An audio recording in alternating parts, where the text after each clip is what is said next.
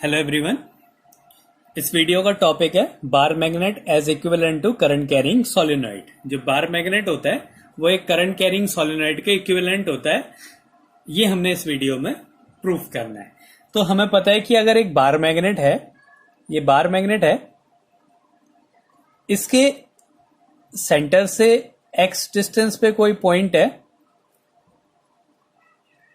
यहां पे अगर हमने मैग्नेटिक फील्ड की वैल्यू निकालनी है, किसी बार मैग्नेट के एक्सिस पे जो मैग्नेटिक फील्ड होता है वो होता है mu naught upon 4 pi 2m upon r cube, जहां पे जो कैपिटल M है ये मैग्नेटिक डाइपोल मोमेंट है, और ये अगर r डिस्टेंस हम ले लें तो ये 2m अपॉन आर क्यूब ये इसका डाइपोल मोमेंट होता है।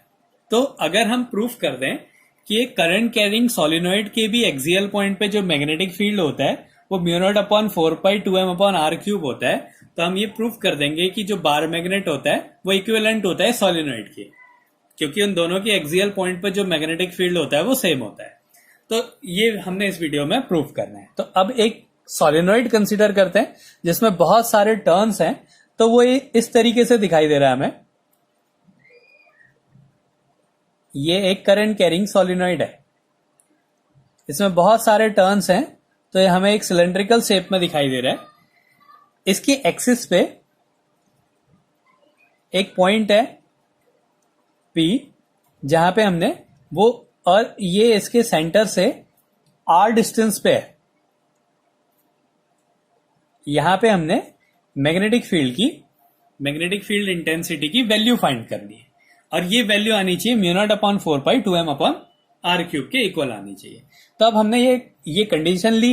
इसका जो क्रॉस सेक्शनल एरिया है ये स्मॉल a है। अब हम इसमें क्या करते हैं, एक लूप कंसीडर करते हैं, एक सर्कुलर लूप कंसीडर करते हैं। ये हमने एक लूप कंसीडर करी, एक रिंग कंसीडर करा जिसकी थिकनेस जो है वो dx है, और इसके सेंटर से x डिस्टेंस पे ये लूप है।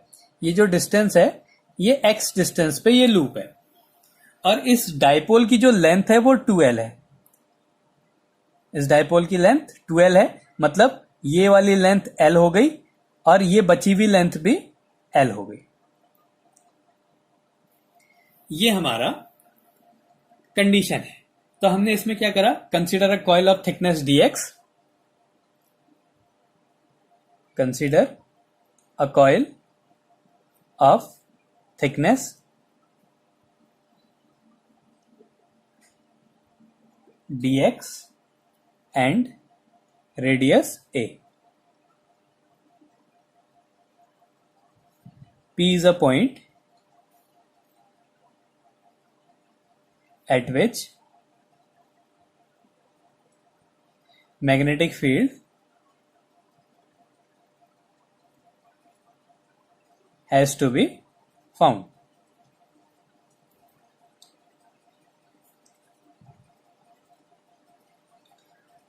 ये हमारी कंडीशन है।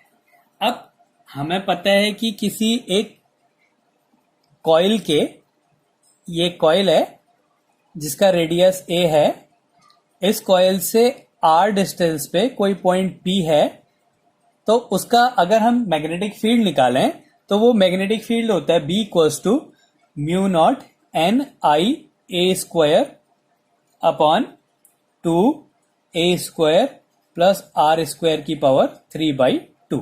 ये हमने प्रूफ करा हुआ है पहले कि एक कॉइल के एक्सिस पे जो मैग्नेटिक फील्ड होता है उसकी वैल्यू होती है mu naught NiA² upon 2a² plus r² की पावर 3/2।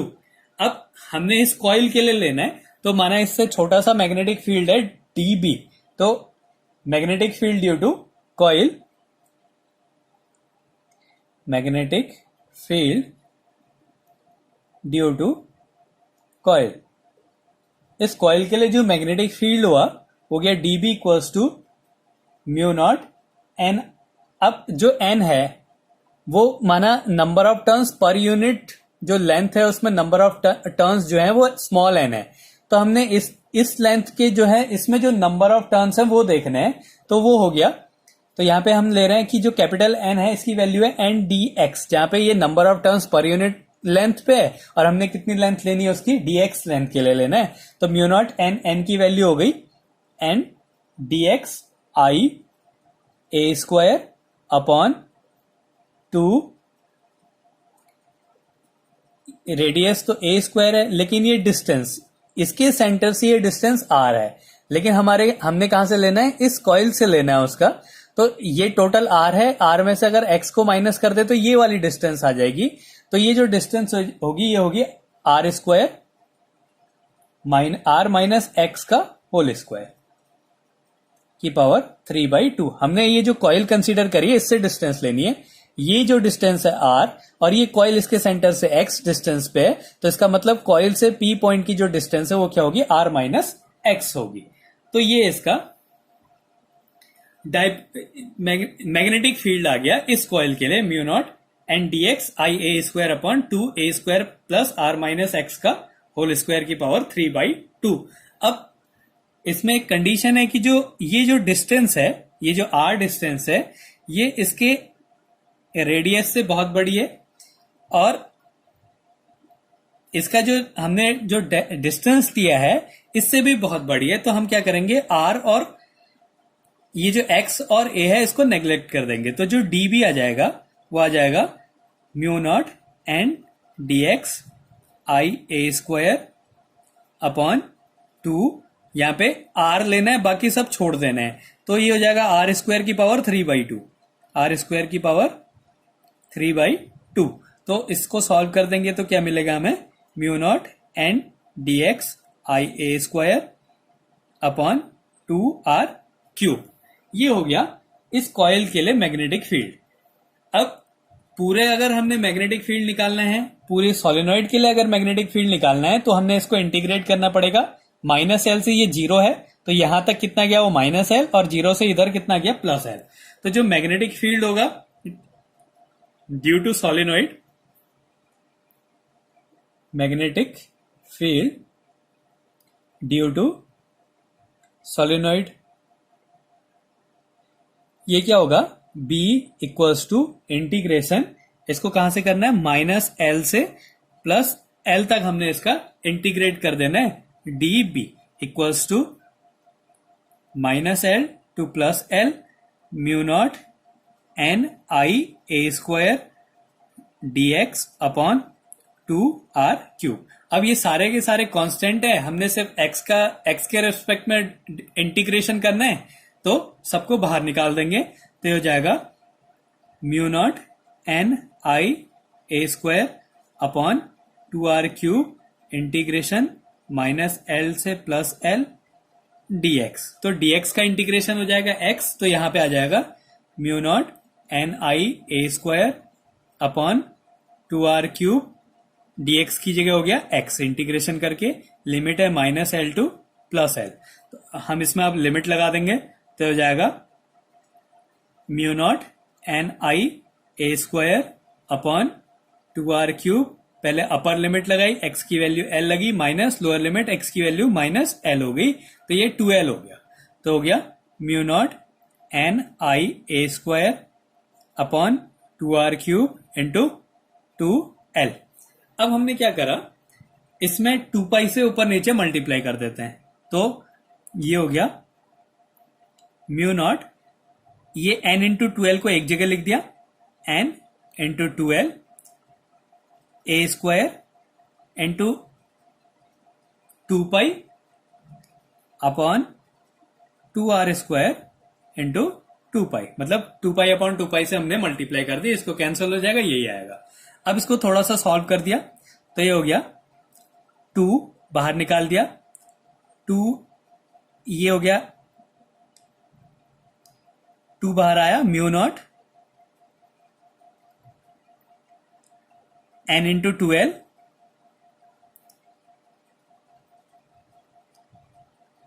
पाई ए स्क्वायर अपॉन 4π r स्क्वायर बन गया। ये क्या करा, इस 2 को बाहर लिख दिया, ये 2 हो गया, mu naught n into 2l पाई ए स्क्वायर अपॉन 4π r³, ये आ गया हमारा। अब जैसे हमने माना था कि जो number of turns per unit length के जो नंबर ऑफ टर्न्स थे वो था स्मॉल n। अब इस सोलिनॉइड की टोटल लेंथ कितनी है 12, तो 12 यूनिट लेंथ के लिए ये क्या हो जाएगा, ये टोटल नंबर ऑफ टर्न्स हो जाएंगे सोलिनॉइड के। एन जो है एक यूनिट लेंथ का नंबर ऑफ टर्न्स है और 12 क्या है पूरे सोलिनॉइड की लेंथ है, तो ये n इंटू 12 किसके इक्वल हो जाएगा, कैपिटल N के इक्वल हो जाएगा। और पाई ए स्क्वायर ये क्या है, इसका क्रॉस सेक्शनल एरिया है, तो हम इसकी जगह क्या लिख सकते हैं n इंटू ए। और इसमें एक करंट भी है, करंट की वैल्यू नहीं लिखी हमने तो I इंटू आई लिख देता है। तो अब इसको थोड़ा सा और सॉल्व कर देते हैं। 2 म्यू नॉट इसकी जगह हो गया एन आई, और ये पाई ए स्क्वायर की जगह हमने लिख दिया ए अपॉन 4 पाई आर क्यूब। अब एन आई ए क्या होता है, डाइपोल मोमेंट होता है, एक करंट कैरिंग लूप का जो डाइपोल मोमेंट होता है वो होता है एन आई ए।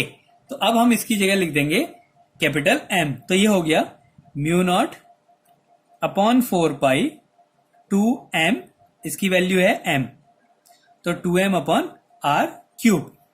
तो ये आ गया डाइपोल मोमेंट आ गया B equals to, sorry magnetic dipole, जो मैग्नेटिक फील्ड है एक सोलिनॉइड के लिए जो मैग्नेटिक फील्ड है वो हो गया म्यू नॉट अपॉन 4 पाई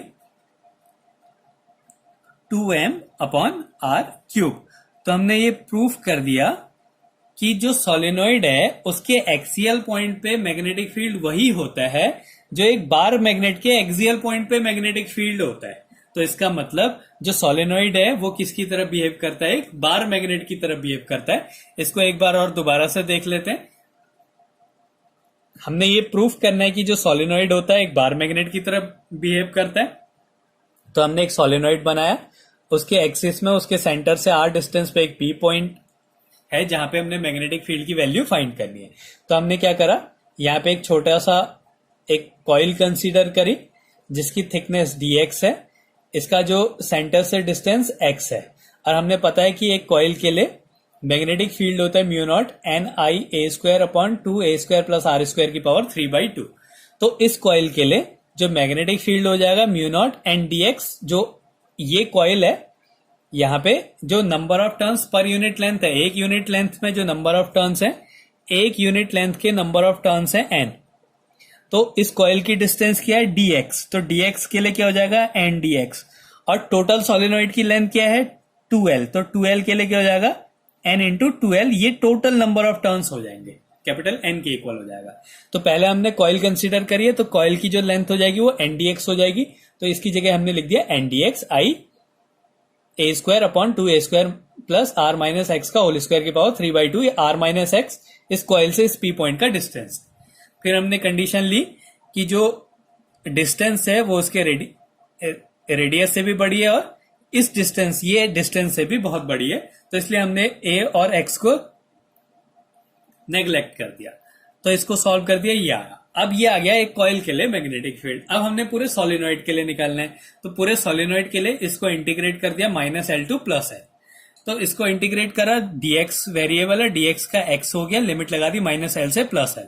तो एक बार अपर लिमिट लगी, एक बार लोअर लिमिट रखी, तो इसको सॉल्व करके 2L आ गया। अब क्या करा हमने 2 पाई से ऊपर नीचे मल्टीप्लाई कर दी। फिर क्या करा, ये जो 2L इंटू एन है, 2L इंटू एन, ये किसके इक्वल हो गया कैपिटल एन के, तो इसकी जगह हमने लिख दिया कैपिटल एन। और जो पाई ए स्क्वायर है, ये पाई और ये ए स्क्वायर, तो जो पाई ए स्क्वायर है इसकी जगह लिख दिया कैपिटल ए। और करंट को ऐसे ही रहने दिया, बाकी सारा ऐसे ही रहने दिया। अब हमें पता है कि जो मैग्नेटिक डाइपोल मोमेंट होता है वो होता है एन आई ए, तो इस एन आई ए की जगह लिख दिया हमने एम, लिख दिया कैपिटल एम, ये है magnetic dipole moment upon r cube.